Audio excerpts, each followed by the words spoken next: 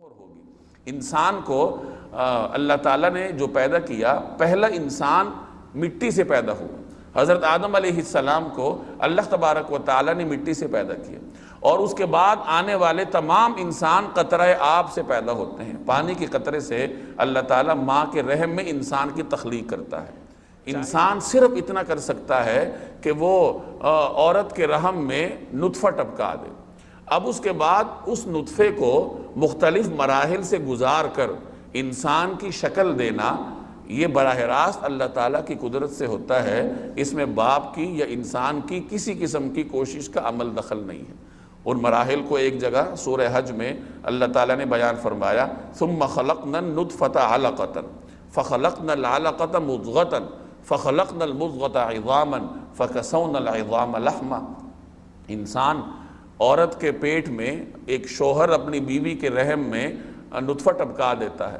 اب آگے اللہ تعالیٰ اسے مختلف مراحل سے گزارتا ہے۔ ثم خلقنا النطفة علقة، پھر ہم اس نطفے کو علقہ ایک لوتھڑے سے بدلتے ہیں۔ فخلقنا العلقة مضغة، اور پھر اس جمے ہوئے خون کو ہم ایک گوشت کا لوتھڑا بنا دیتے ہیں، مضغہ بنا دیتے ہیں۔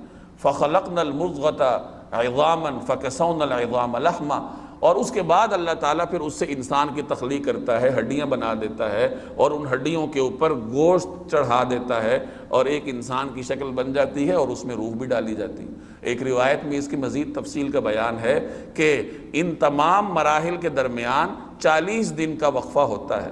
گویا کہ 40 دن تک نطفہ ماں کے پیٹ میں نطفے کی شکل میں رہتا ہے، 40 دن کے بعد وہ جمے ہوئے خون کی شکل اختیار کر لیتا ہے، علقہ بن جاتا ہے، اور پھر 40 دن کے بعد وہ گوشت کا لوتھڑا بن جاتا ہے، اور اگلے 40 دن کے بعد اللہ تعالیٰ پھر اس میں روح ڈالتے ہیں، وہ باقاعدہ انسان بنتا ہے۔